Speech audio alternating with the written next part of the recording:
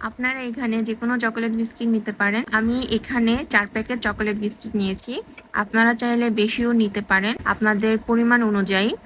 তো এইভাবে হলো টুকরো টুকরো করে নিতে হবে যেন ব্লেন্ড করতে ইজি হয়। একদম ব্লেন্ড করে পেস্টের মতোই করতে হবে।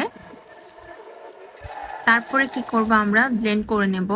এখানে আমি টুকরো বিস্কিটগুলো দিয়ে দিচ্ছি, তারপরে আধা কাপ দুধ দিয়ে দিচ্ছি, ব্লেন্ড করে নেব। এখন আমি এমনভাবে ব্লেন্ড করতে হবে যেন এটা পেস্টের মতো হয়ে যায়। আমি ঢেলে দিচ্ছি একটা পাত্রে। তারপরে যে বাকিটুকু লেগেছিল ওইটা আমি অল্প একটু দুধ দিয়ে ঢেলে দিয়েছি। তারপরে আমি এখানে 1 প্যাকেট ইনো দিয়েছি। মনে রাখবেন যেন ইনোটা ভালোভাবে এখানে মিক্সড হয়ে যায়। প্রায় সময় নিয়ে কিন্তু ভালোভাবে মিক্স করতে হবে। তারপরে একটা পাত্রে ঢেলে দেব। চুলায় বসিয়ে দেওয়ার জন্য পাত্রে ঢেলে দিয়ে এটা সুন্দর মতো করে আমরা সেট করে নেব।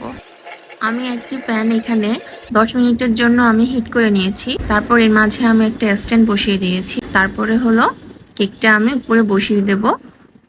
তারপরে আমি এখানে ঢেকে দেব। প্রায় 50 মিনিটের মতো আমরা রেখে দেব। তারপরে একটা কাঠি দিয়ে এভাবে দেখতে হবে আসলে কেকটা হয়েছে কিনা।